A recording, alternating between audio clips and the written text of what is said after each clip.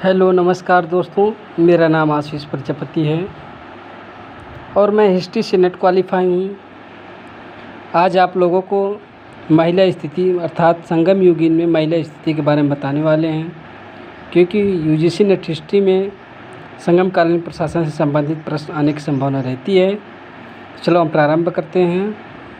जैसे कि आप लोग देख रहे हैं, महिला स्थिति संगम युगीन समाज में सती प्रथा। इसके पहले हम संगमकालीन प्रशासन से संबंधित एक वीडियो बना चुके हैं, दूसरा भाग है। शुरू करते हैं, देख लीजिए आप लोग इसको ध्यानपूर्वक एक बार। इसके पहले संगम युगीन महिला स्थिति मतलब संगम युगीन में सती प्रथा, विधवा विवाह तथा पुनर्विवाह का प्रचलन था। तोलकप्पियम में कहा गया है कि तमिल देश में आर्यों ने ही एक धार्मिक संस्कार के रूप में विवाह प्रथा आरंभ की। किस ग्रंथ में कहा गया है? तोलकप्पियम में। तो किसने प्रारंभ किया? आर्यों ने। ठीक, तोलकप्पियम में विवाह के 8 प्रकार बताए गए हैं। ठीक, संगम युगीन समाज में महिलाएं शासकिया होती थी, जिसकी चर्चा कौन करता है? मेगस्थनीज करता है। सूत काटने वाली महिला को क्या कहा जाता था? परुट्टी पेंटुकल कहा जाता था। संगम युग में सूत काटने वाली महिला को क्या कहा जाता था? परुट्टी पेंटुकल कहा जाता था। क्या कहा जाता था? परुट्टी पेंटुकल कहा जाता था। महिला अंगरक्षक रखने का भी उल्लेख मिलता है। समाज में विधवा की स्थिति ठीक नहीं थी। बहुत महत्वपूर्ण है कि समाज में उस समय महिला की स्थिति ठीक नहीं थी। वेश्यावृत्ति को सम्मानित दर्जा प्राप्त है। ये बहुत महत्वपूर्ण प्रश्न है, समझ लीजिए। संगम युग में वेश्यावृत्ति को सम्मानीय दर्जा प्राप्त था। वेश्या 2 प्रकार की थी, जैसे कविगैचर, आप लोग देख रहे हैं, कविगैचर एवं प्रतियर। संगम युग में ऐसा पूछेगा कि कविगैचर से आशय क्या है, अर्थात संगम युग में कविगैचर से आशय क्या है? तो क्या है? ये वेश्याएँ थी। ठीक, अब हम दूसरा बात करते हैं। वीर लियार क्या है? वीर लियार चारण काव्य को वाचने वाली और नृत्य करने वाली स्त्रियाँ थी। कौन थी? वीर लियार। आगे हम बात करते हैं। संगम समाज में मनोरंजन के अनेक साधन प्रचलित थे। पाड़र एवं वैडेलियर नर्तक एवं नर्तकियों का दल था। ठीक, परिपादन नामक ग्रंथ में मयूर नृत्य का उल्लेख मिलता है। मुख्य वाद्य यंत्र याल था, अर्थात संगम युग का मुख्य वाद्य यंत्र क्या था? याल था। अभी क्या था मुझे नहीं मालूम है, आप लोग सर्च कर लीजिएगा गूगल से।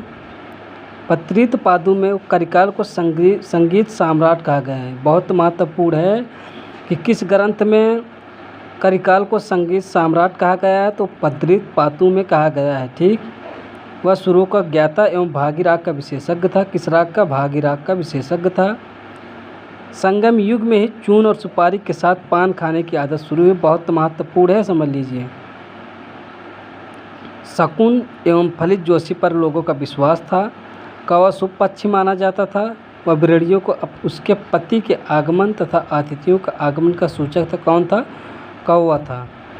आगे हम बात करते हैं। महापाषाण संस्कृति के अनेक तत्व संगम कृतियों में प्राप्त होते हैं, जैसे मणिमेखले, ये जो है संगमकालीन ग्रंथ हैं, में अंत्येष्टि, समाधि, महापाषाणिक एवं सौदहन पद्धतियों का उल्लेख मिलता है। ठीक, पत्रित पादु में चेर राजाओं की समाधियों का उल्लेख मिलता है। या PCS UGC net history PGT में पूछा गया है कि किस ग्रंथ में चेर राजाओं की समाधियों का उल्लेख मिलता है? या पत्रित पादु में। ठीक, अब संगमकालीन हम आर्थिक जीवन के बारे में बात करते हैं। आप लोग ध्यानपूर्वक देख लीजिए एक बार, क्या हमने लिखा है क्या नहीं। ये समझिए, इससे बाहर कुछ भी नहीं आने वाला है। अगर आप प्रशासन पढ़ रहे हैं, चाहे कोई भी अकादमी हो प्रयागराज का, अगर इतना आप लोगों को बढ़िया से पढ़ा दे तो हमें बताइएगा। मैं लिखित दे रहा हूँ, इतना आप लोगों को अच्छा नहीं पढ़ाएंगे जितना हम आप लोगों को इस नोट्स के माध्यम से दे रहे हैं। अब हम बात करते हैं आर्थिक जीवन। संगम ग्रंथों में रागी एवं गन्ने की पैदावार का बड़ा सजीव वर्णन मिलता है। धान गन्ना आदि प्रमुख फसलें थी। क्या थी? धान गन्ना आदि प्रमुख फसलें थी। कावेरी डेल्टा के बारे में संगम साहित्य में वर्णित है कि जितनी ज़मीन पर एक हाथी लेट सकता था, उतनी ज़मीन 7 आदमियों का पेट भर सकती है। किस डेल्टा के बारे में कहा गया? किस नदी के बारे में? कावेरी। राजा की आय कर का मुख्य साधन क्या था? वो भूमिकर था। कावेरी डेल्टा की भूमि वो एक बेली में एक घास उपजता था। ठीक, आगे हम आर्थिक गतिविधियों से जुड़े कुछ शब्दावलियों की बात करते हैं, क्योंकि यूजीसी नेट हिस्ट्री में प्राचीन से हो गया, मध्य से हो गया, आधुनिक तो नहीं कह सकते। आधुनिक से स्टेट में वो पूछ लेता है, इतिहास दर्शन से कम आप लोगों को प्राचीन भारत से तीन क्वेश्चन आता है शब्दावली से, और 2-3 क्वेश्चन मध्य में 100% आता है, हर वर्ष आता है। मैं लिखित दे रहा हूँ कि आता ही आता है। आगे हम बात करते हैं शब्दावली से। करोई, इरे, करे, ये सब क्या थे? भूमिकर थे, जो भाग होता था छठा भाग। ठीक, इराबू बलपूर्वक प्राप्त उपहार था। इरई लूट में प्राप्त धन। मावेली नेट में भी आ जा चुका है। भूमि माप की इकाई। वरियार कौन था? कर वसूलने वाला। वरियम एक संस्था थी जो कर लगाती थी। सब समझिए, महत्वपूर्ण है। ये सब क्या थे? संगमकालीन शब्दावली हैं। वरियम वारी, जिस क्षेत्र से कर प्राप्त हो उसे क्या बोलते थे? वरियम वारी। कदमई, राजा को दिए जाने वाला भाग। उल्गू, पथकर था सड़क टैक्स, जिसको आज बोलते हैं टोल टैक्स। ठीक, सुगम, सीमा शुल्क। पतित पाले में कावेरी पत्तनम में कार्यरत सीमा शुल्क अधिकारियों का वर्णन है। अब हम बात करते हैं संगम साहित्य में 5 प्रकार के भूमियों का वर्णन है। जैसे जो किसी न किसी, आप लोग जो किसी न किसी तिनाई, ये यूजीसी नेट हिस्ट्री में पूछा गया है, तिनाई से आशय क्या है? तो ये क्या है? भौगोलिक संरचना से जुड़ी है। ठीक, संगम साहित्य में 5 प्रकार की भूमियों का वर्णन है जो किसी न किसी तिनाई से जुड़ी, अर्थात भौगोलिक संरचना से जुड़ी है। हम बात करते हैं आगे। संगम साहित्य में वर्णित 5 भूमियों का वर्णन आप लोग देख लीजिए, उसके बाद हम और दिखाते हैं आप लोग को। हाँ, देख लीजिए। कुरुचि का क्षेत्र क्या है? पर्वतीय क्षेत्र। पाले या पलाई, निर्जल अगर रेगिस्तानी भूमि। मुल्लई या मुल्लय, चारागाह क्षेत्र। नेथल, समुद्रवर्ती क्षेत्र, नमक एवं मछली का उत्पादन। मर्दम, उपजाऊ भूमि। यह UGC net history 2020 and June 2021 में शब्दावली आया था, जिसमें हम पेपर दिए थे और मेरा सब सही था। ठीक, एक क्वेश्चन आया था। आगे हम बात करते हैं। संगम काल में कृषक मजदूरों को कैशियर कहा जाता था। क्या? यहाँ आप लोग कैशियर मत समझिएगा। ठीक, कृषक मजदूरों को कैशियर कहा जाता था।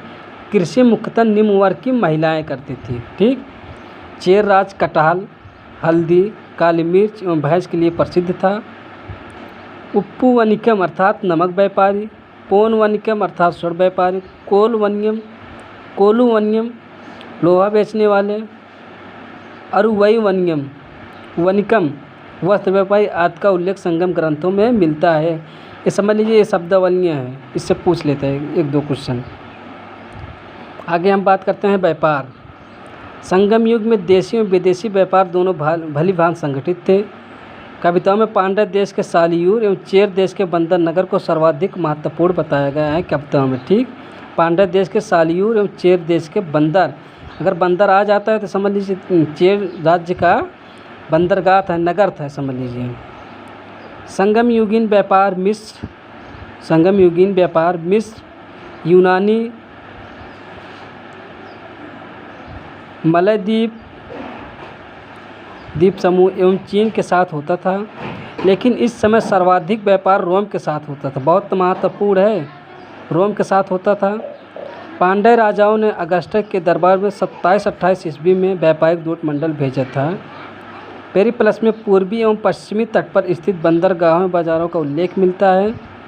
पेरिप्लस के अनुसार भारतीय व्यापारी प्रतिवर्ष रोम से 5.5 करोड़ सेस्टर्स प्राप्त करते थे।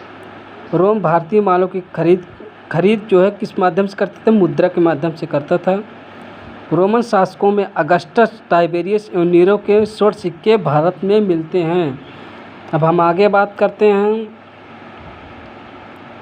ये समझ लीजिए, इससे बाहर कुछ भी नहीं आने वाला है, मैं लिखित दे रहा हूँ। भारत एवं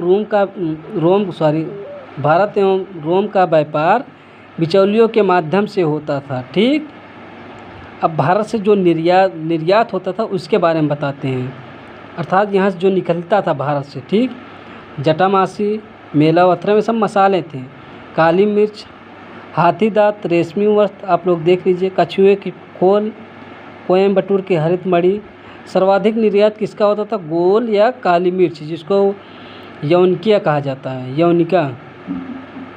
सूती वस्त्र भी निर्माण में प्रमुख स्थान रखता था। तमिल में रेशम को क्या कहा जाता है? पट्टू कहते थे, जिसकी रोम में बड़ी भारी मांग थी। ठीक, जिसकी रोम में बड़ी भारी मांग थी। अब यहाँ से भारत से आयात, अर्थात भारत में जो आता था, शीशा, शराब, सुरमा, मूंगा, घोड़ा, सोना चांदी, लेकिन सर्वाधिक आयात सोना और चांदी का होता था। निर्यात आयात की विस्तृत सूची सर्वप्रथम पेरिप्लस में दी गई है। ठीक, उरैयूर एवं मदुरई अच्छे वस्त्रों के लिए प्रसिद्ध थे। उरैयूर मदुरई अच्छे वस्त्रों के लिए प्रसिद्ध थे। यहाँ का सूती कपड़ा सांप के केचुल के जैसा पतला होता था। कहाँ का? उरैयूर का। ठीक, पट्टिनपल्लई के अनुसार उत्तर से दक्षिण भारत में अश्व मंगाए जाते थे। सर्वाधिक मलमल असीरिया का है, आंध्र प्रदेश में होता था। संगम ग्रंथों में आभूषण हो तो प्रसिद्ध नगर कोडुमन्नल को बताया गया है।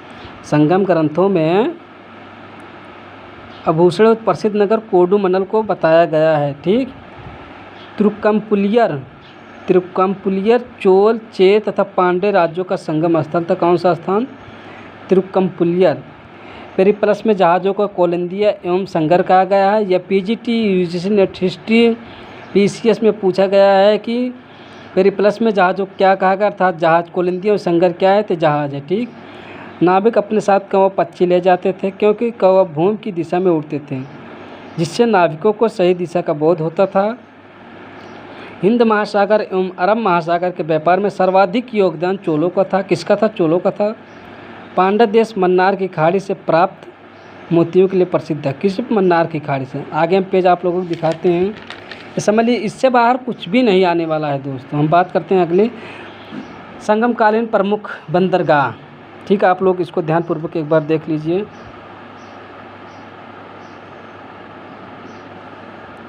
प्रमुख बंदरगाह पांड्य राज्य की हम प्रमुख बंदरगाह की बात करते हैं। यहाँ के प्रमुख बंदरगाह कोरकई, सालियूर एवं नेल्सिंडा थे। कोरकई एवं सालियूर पूर्वी तट पर स्थित थे। समझ लीजिए, बहुत महत्वपूर्ण है।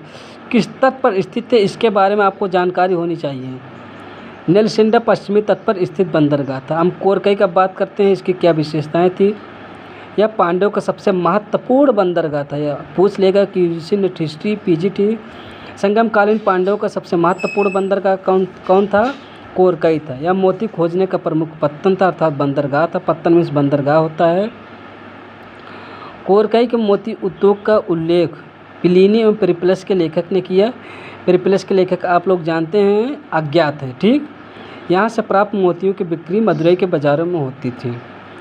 पेरुमूल ये भी बंदरगाह था, तथा मारुंगर बंदरगाह नगर रामेश्वर के निकट वंगई नदी के तट पर मुहाने पर या तट पर स्थित था। ठीक, अब चेर राज्य की हम बात करते हैं। उसके प्रमुख बंदरगाह के मुजीरिस जिसको बोलते हैं, करौरा, वांजी, नगर एवं तोंडी। ये समझ लीजिए, आप लोगों को किस वंश का बंदरगाह था आपको ध्यानपूर्वक पढ़ना है।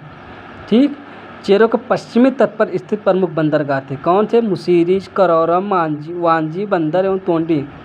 मुसूरी में रोमनों ने सेना की 2 टुकड़ियाँ स्थापित की थी। यहाँ से अगस्त्य मंदिर भी मिलता है। मुसीरी बंदरगाह पर सेवन सोना भरकर लाते थे और बदले में गोल मिर्च तथा रत्न ले जाते थे। ठीक, आगे हम बात करते हैं चोलों की। चोल जो है, चोलों की हम बात करते हैं। चोल पुहार, कावेरी पत्तनम, यह चोलों का प्रमुख बंदरगाह था। पट्टिनपल्लई में कावेरी पत्तनम का जीवंत वर्णन किया गया है। पुहार के 2 हिस्से थे, पट्टिनपक्कम अकनगर जो निवास क्षेत्र था, तथा मरुवर पक्कम बंदरगाह क्षेत्र। उरैयूर एवं कावेरी पत्तनम में बिकने वाला मोती पाक जल डमरू से निकाला जाता था। टालमी ने कावेरी पत्तनम का उल्लेख खबेरियस तथा ग्रीक रोमनों ने खेवेलियस नाम से किया है।